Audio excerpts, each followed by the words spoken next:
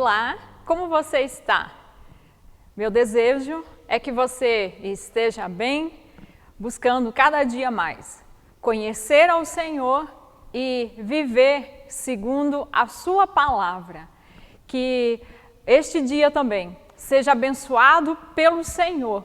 E mesmo se nem todas as coisas estão da forma como nós gostaríamos, mas nós sabemos que Ele é a nossa paz, Ele é a nossa esperança.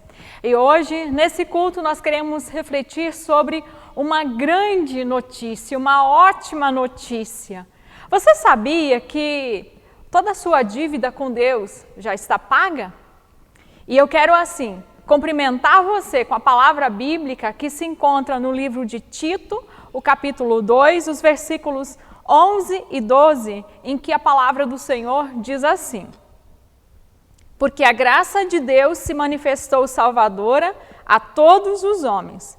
Ela nos ensina a renunciar à impiedade e às paixões mundanas e a viver de maneira santa, justa, piedosa nesta era presente. Segura um pouquinho aí o texto, eu quero repetir a segunda parte que diz: ela nos ensina a renunciar à impiedade e às paixões mundanas e a viver de maneira santa, justa e piedosa nesta era presente. Queridos, nós temos falado aqui que a graça de Deus são, na verdade, todos os favores imerecidos de Deus em favor de nós. Mas eu queria que você prestasse atenção no que essa palavra nos diz, que ela nos ensina.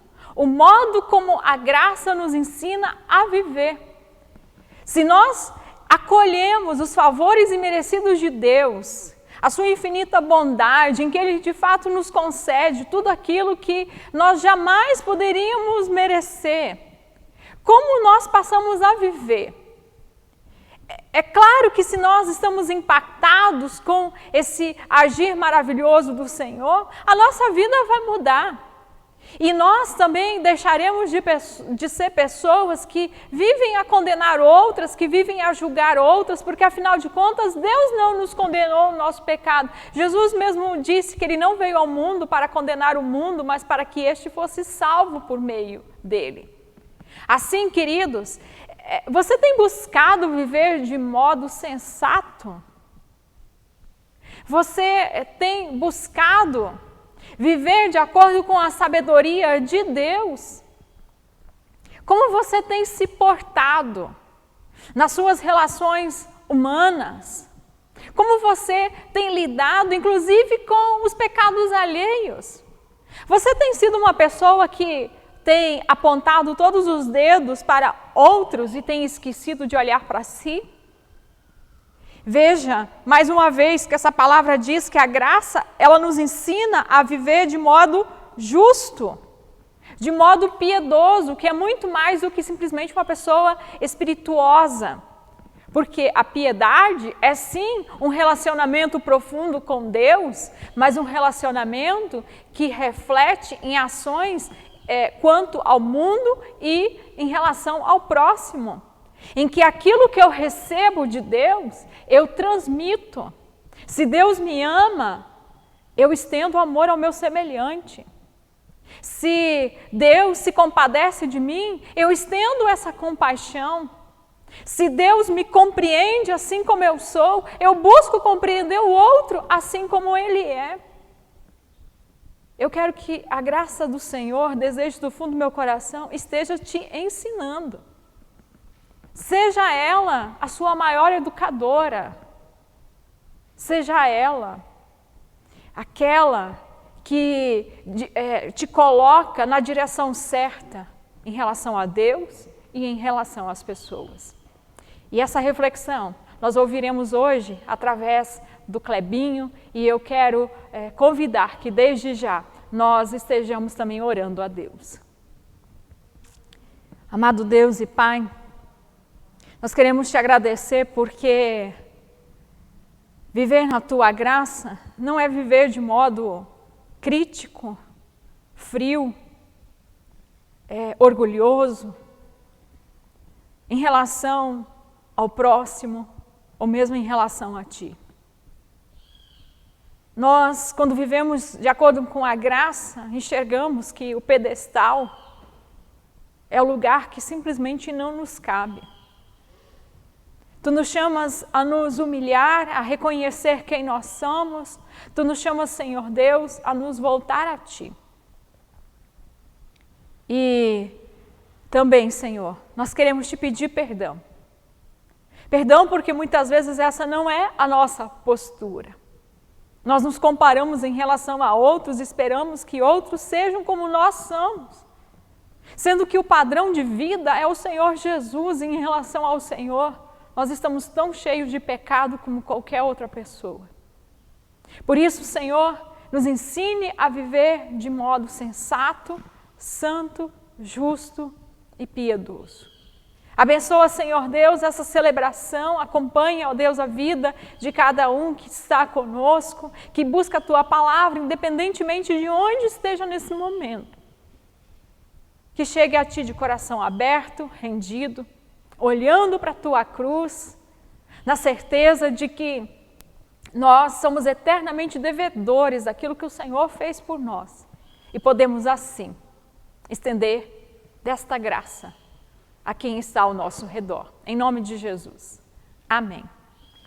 Assim fique com a gente, celebre com a gente, adore o Senhor, o teu Deus.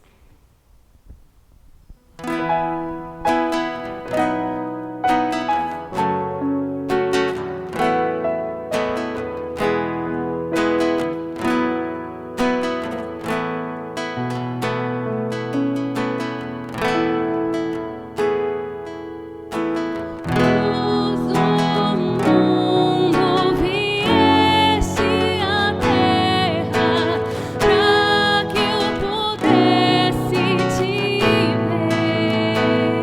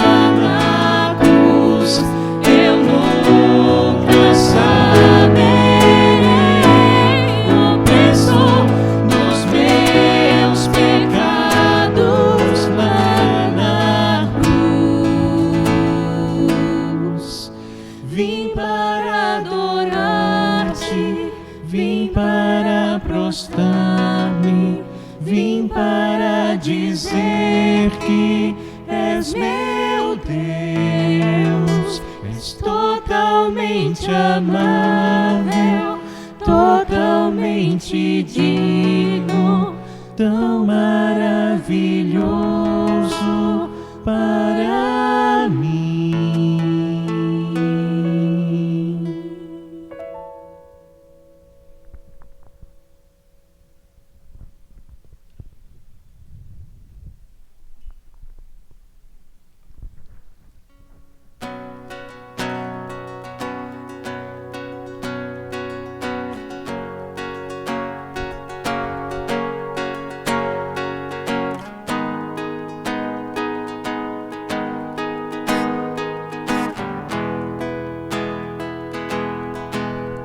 Eu olho para a cruz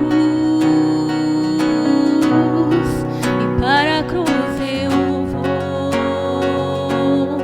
do seu sofrer participar,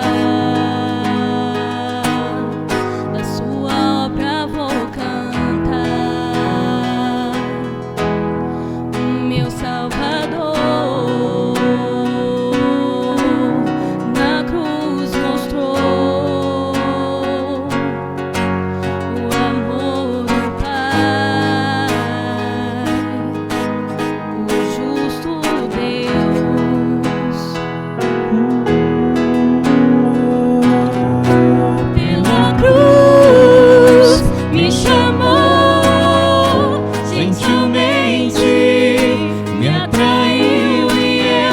sem palavras me aproximo, quebrantado por seu amor.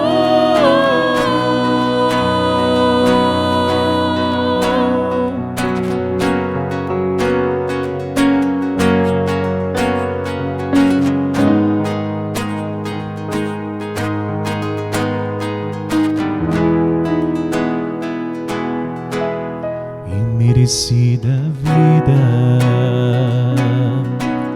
de graça recebi, por sua cruz, a morte me livrou, trouxe minha vida. Eu estava condenado, mas agora pela cruz eu fui reconciliado.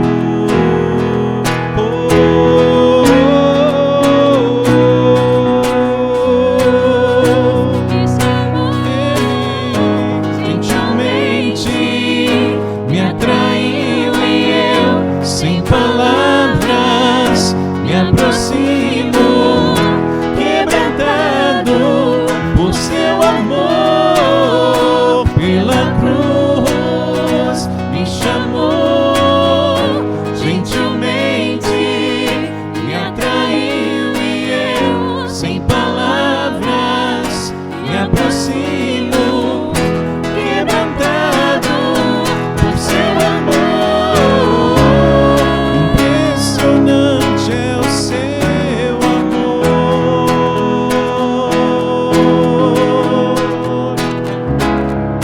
me redimiu e me mostrou o quanto é fiel. Impressionante é o seu amor,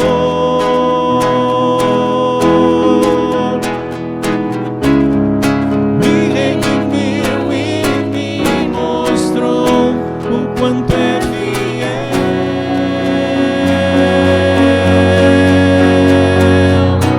Pela cruz me chamou, gentilmente me atraiu e eu, sem palavras, me aproximo, quebrantado por seu amor.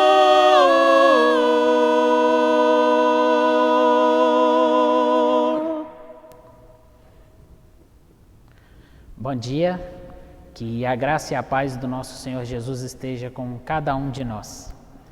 Queria já começar pedindo que acompanhem a leitura do texto que está em Colossenses, no capítulo 2, dos versos 13 a 15, que diz o seguinte: E vós outros, que estáveis mortos pelas vossas transgressões e pela incircuncisão da carne, vos deu vida juntamente com ele, perdoando todos os nossos delitos, tendo cancelado o escrito de dívida que era contra nós e que constava de ordenanças, o qual nos era prejudicial, removendo-o inteiramente e encravando-o na cruz, e despojando os principados e as potestades publicamente, os expôs ao desprezo, triunfando deles na cruz. Para contextualizar, a gente está falando de uma carta que Paulo escreveu para os crentes em Colossos. A cidade de Colossos ficava na província romana da Ásia, que a capital era Éfeso, então ela ficava a uns 160 quilômetros mais ou menos de distância dessa capital, e tinha sido uma cidade muito rica. Era uma igreja que ainda não tinha sido fundada pelo apóstolo Paulo, e pelo que aparenta na carta, ele não tinha visitado a igreja até aquele momento da escrita.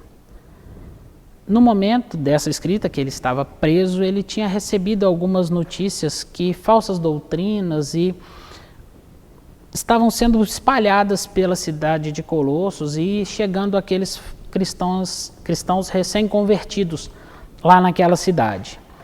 E esses falsos mestres estavam ensinando que na cidade, que sobre espíritos que controlavam o universo, que também deveriam ser respeitados, sobre algumas outras coisas como regras de alimentação, dias santos, que estavam tentando ser implantadas na cidade de Colossos para esses cristãos. O apóstolo Paulo, em resposta nessa carta, afirma que Cristo é superior a todos esses poderes espirituais que eram pregados e tinha supremacia sobre tudo.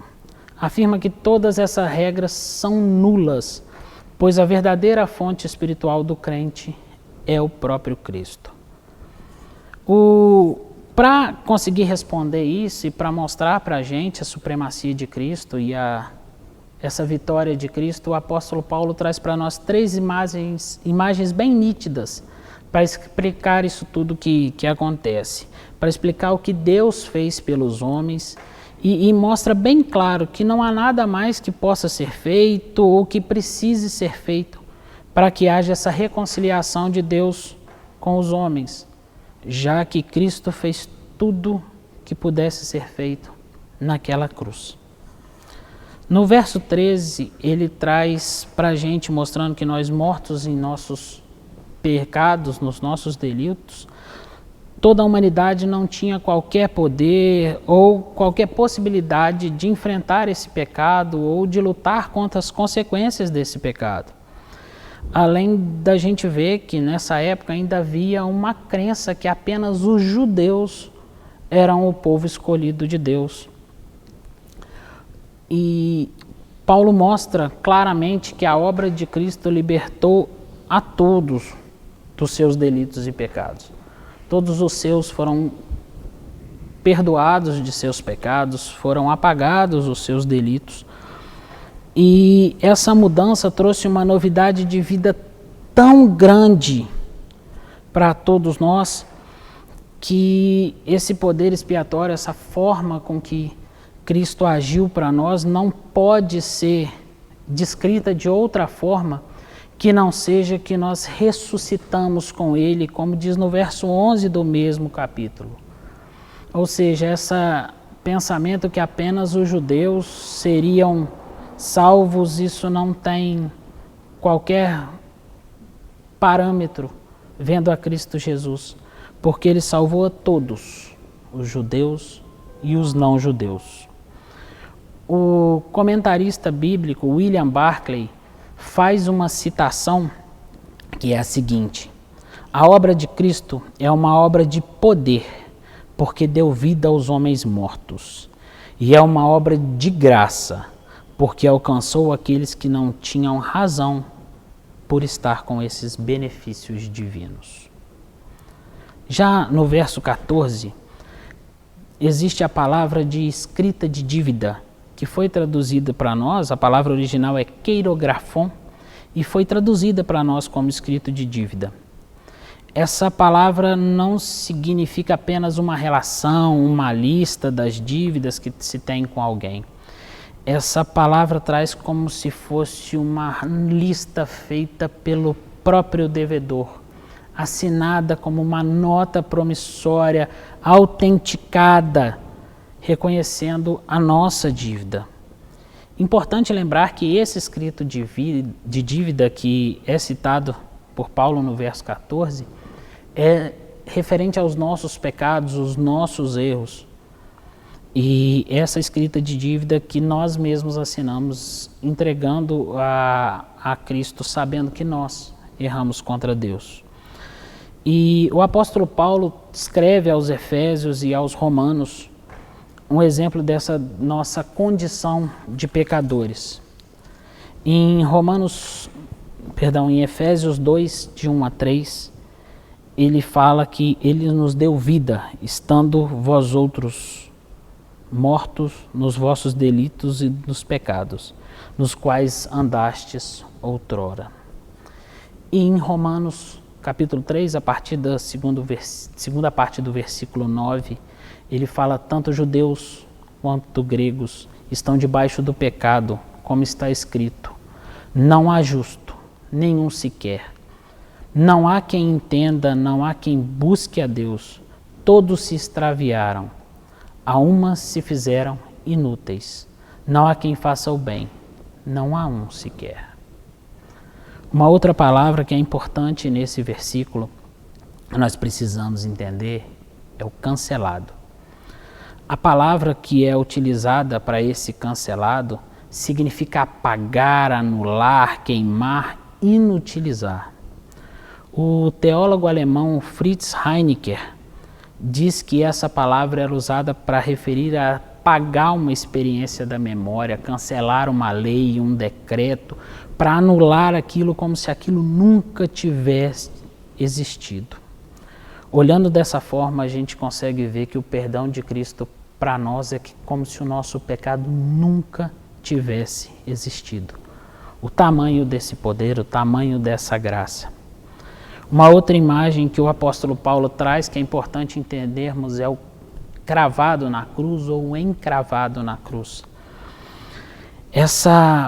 Esse escrito de dívida sendo gravado remete ao cancelamento daquela lei, o cancelamento daquela dívida.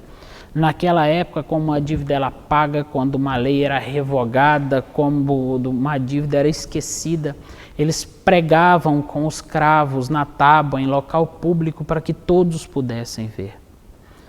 Então é importante que a gente entenda o que significava esse encravar na cruz, o quanto isso é o importante na nossa vida, o quanto essa ação é primordial para nós.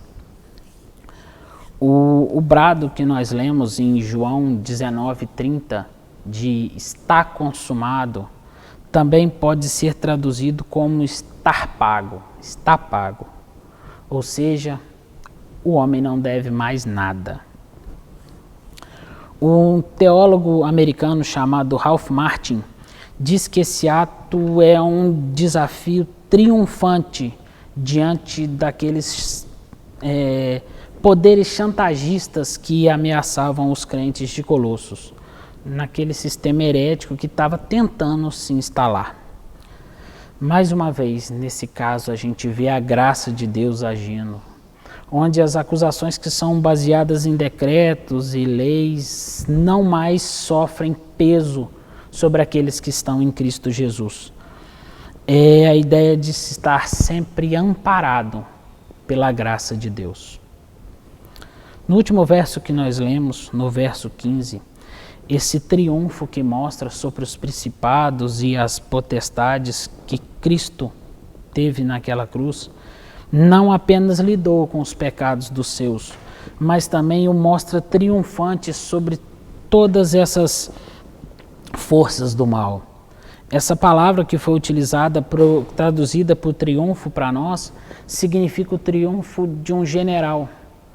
Um general que na época, um general romano, quando conquistava um outro povo ou conquistava uma guerra, ele era seguido pelos derrotados, um cortejo dos derrotados, que é a ideia do despojo de armas, de armaduras, em que todos os inimigos se despiam porque não tinham mais o que fazer contra aquilo. A ilustração de Paulo é que Cristo é esse general que vence tudo, vence todos os inimigos, e essa vitória é dada a nós pela graça. Em todas essas imagens que a gente vê nesses 3 versículos, o apóstolo Paulo mostra que não há mais nada que nos impute culpa. Se você está em Cristo, como dito, por exemplo, em 2 Coríntios 5,17, todas as coisas se passaram e tudo se faz novo. Estar com Cristo significa cumprir as suas ordenanças, jamais esquecer que devemos amar a Deus sobre todas as coisas e o nosso próximo como a nós mesmos. Nós precisamos estar atentos a isso, irmãos, pois nesses tempos nós temos sido bombardeados o tempo inteiro com diversas questões, diversas formas de expor para a gente, inclusive nas redes sociais, com figuras que falam: se você ama a Deus, você curta e compartilhe, se não, você só olhe. Ou se você é um cristão de verdade, se você é um crente de verdade, você tem que estar na igreja, a igreja tem que estar aberta. E isso naquele intuito de constranger, de impor algumas regras que não condizem com aquilo que diz a Bíblia, porque a igreja não é apenas um espaço físico. Então nós precisamos ficar atentos a essas coisas. O apóstolo Paulo afirma para nós que todas as nossas transgressões foram perdoadas naquela cruz. Não permitam, irmãos, que esse tipo de chantagem que era feito com a igreja de Colossos atinja a nós. Nós não podemos permitir isso. É complexo vermos que nos tempos atuais, em que há tantas fragilidades na nossa vida, nós tentam imputar-nos e obrigar-nos a cumprir uma lei que não mais existe, que foi apagada. Não há essa imputação de pecados sobre nós pelos outros. Nós continuamos pecadores, continuamos carecendo da glória de Deus, porém nós fomos justificados gratuitamente por sua graça, mediante a redenção que há em Cristo Jesus, como está escrito em Romanos 23 e 24. Em 1 de João, capítulo 4, verso 18, nos diz o seguinte: no amor não existe medo, antes o perfeito amor lança fora o medo. Ora, o medo produz tormento, logo aquele que teme não é aperfeiçoado no amor. Ou seja, não permitam que roubem de você aquilo que a Bíblia deixa claro para nós, que é a nossa esperança, que é Cristo Jesus.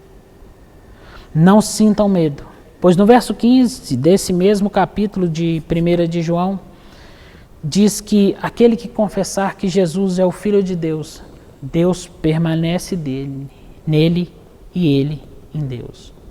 Então, meus irmãos, fiquem com o coração tranquilo, pois não há forma de imputar a nós qualquer culpa se estamos em Cristo Jesus.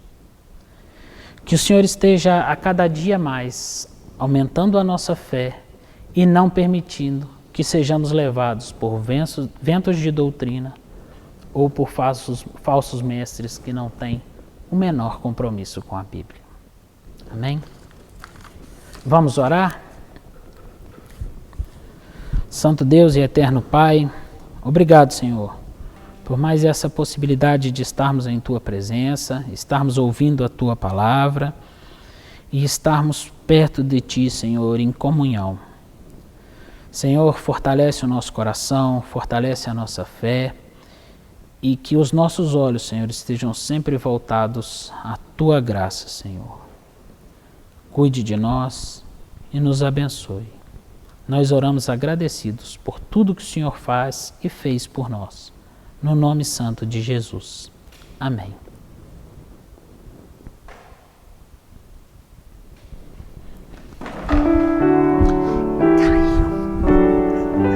Você viu que caiu no meio?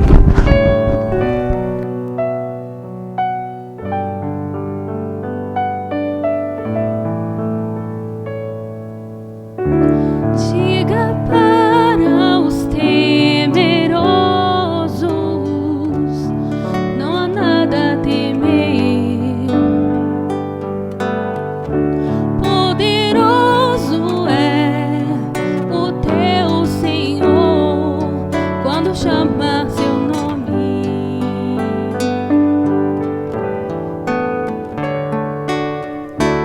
Ele então virá. Ele vem pra te salvar. Ele vem para te salvar. Diga ao cansado, o teu Senhor virá.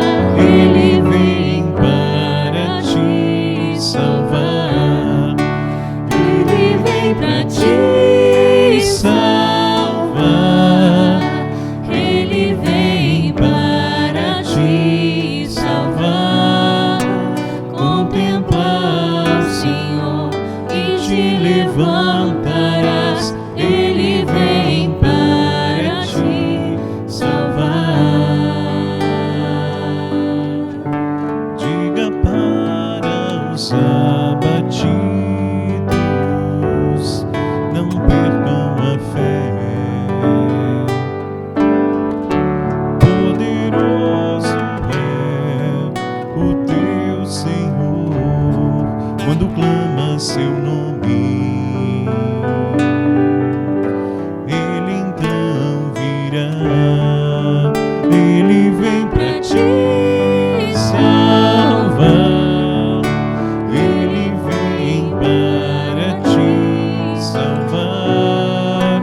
Diga ao cansado, o teu Senhor virá. Ele vem para te salvar. Ele vem para te salvar. Ele vem para te salvar. Contemplar o Senhor e te levantarás. Ele vem para te salvar. Ele é o teu refúgio em meias lutas, o escudo na tempestade, uma torre na tristeza, fortaleza em meio à batalha. Ele vem pra te salvar.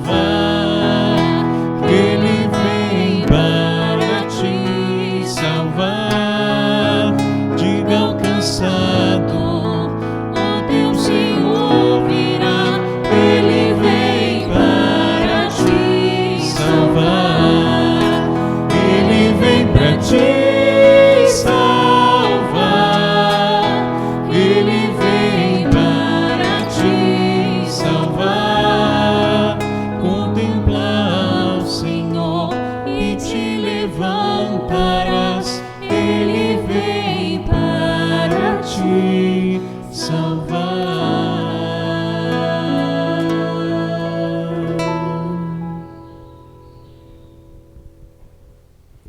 Jesus Cristo é o teu Salvador. Se você acolher a salvação que Ele veio trazer ao mundo, você estará salvo. E ninguém mais, nada mais, poderá colocar uma condenação sobre a sua vida. Por isso, não permita que isso aconteça. Mas a gente quer estender a você, os nossos convites para que você continue nos acompanhando durante a semana através da reflexão bíblica na quarta-feira, às 7 horas da noite. Também você pode compartilhar estas reflexões e não posso esquecer de vocês, crianças, que têm nos acompanhado, que você possa mais uma vez refletir na história bíblica que foi preparada também para você nesse dia. No mais, eu desejo que cada um tenha uma abençoada semana e vivam na graça e deixem que a graça lhes ensine a viver na vida nova que Jesus trouxe. Boa semana a todos. Um abraço.